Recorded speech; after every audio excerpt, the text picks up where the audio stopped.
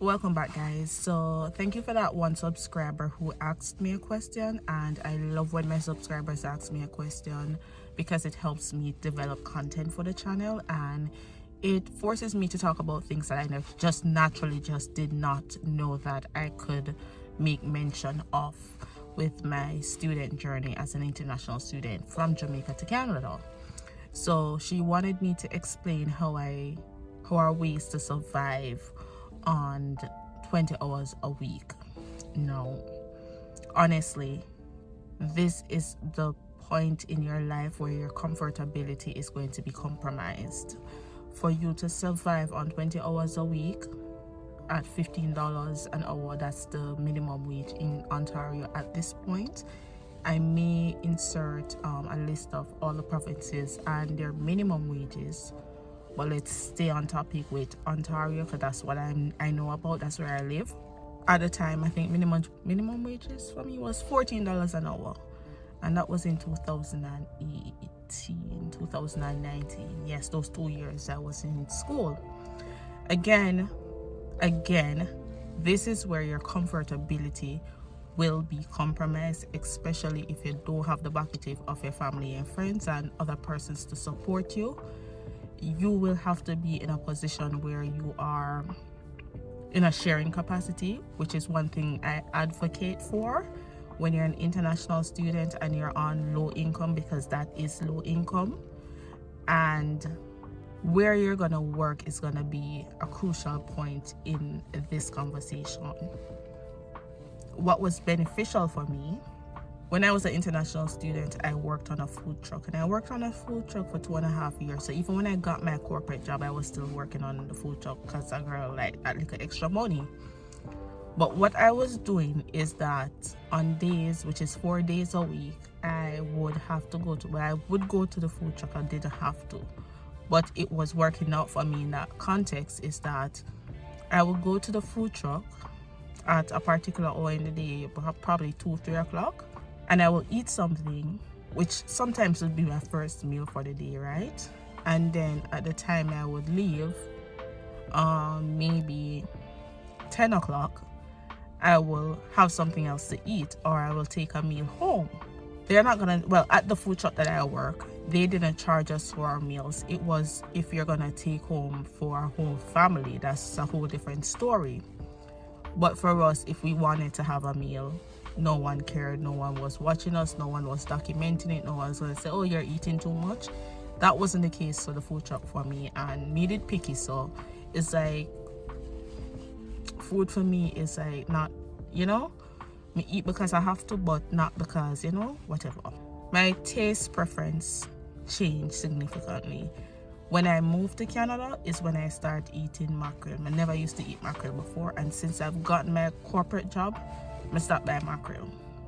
But mackerel is cheap, so like $2 for mackerel. Box of macaroni and cheese is $2. Cup noodles is probably $1.25. And when you come at my house, that's all me have to eat when I was an international student. So when I wanted meat kind, I wanted pork, I wanted chicken, I wanted, that little extraness, is when I went to work, I would have that. But at home is where I really was saving the money. So if you're looking around to survive on 20 hours a week, it's not that hard. But again, you have to be willing to compromise certain things to achieve it.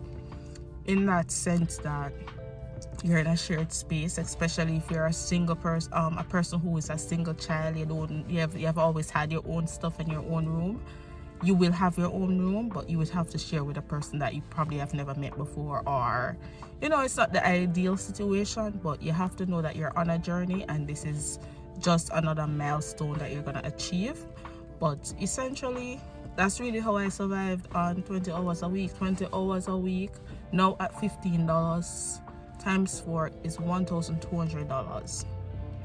And you want your rent to be as cheap as possible, and you want your rent to be all inclusive. $500, $600 all inclusive is what you want to commit to. You don't want to commit to any more than that. where your living expenses is concerned. Then you have an additional $600, $700 to carry through the month. And if you're eating at your job, that's even more money for you. Now where I am, my groceries for the month is probably about $200, or at least $200 every month for my grocery. And when I was back in college, $80 at best. $90 at best, right? Socializing and going to the movies and going to, having some form of entertainment, that's something you really have to budget for. You have to be very careful of how you're navigating certain, aspect of life. Like I said, at this moment in your life, you're going to have to be very, very uncomfortable, and there are things that you're going to want to do, places that you're going to want to be, that you can't be because you can't afford to. And you don't want to live paycheck to paycheck. Like you want, even though the money a little bit, you want to save a little bit of it all the time. Like save a little bit just a rainy day in case you didn't go to work for a week because you're sick or you have homework or there's some emergency. So whenever you miss your hours, you have something in the bank to compensate for those missed hours. Don't put yourself in a position where you have to always be there, because if you don't go, then you're not gonna have no money. You hear me I tell you that? You hear me I say that? I go as much as me can go. Me, I gotta work. Fly high or fly low, me I gotta work. But it wasn't the case of where I needed to always be there. It was more of, I have a little extra money here for a rainy day. Let me have a little extra money for the rainy day. But if I was sick for a week, I could have surpassed. I would have survived. But, that is just my 2 cents. Get a job in a food industry. Not really retail. Retail, you just really have cheaper clothes, but you can't eat the clothes, right? You want to have more money in your pocket, and if you can cut down on having less money being spent on grocery, but still having your meals, that is my best advice.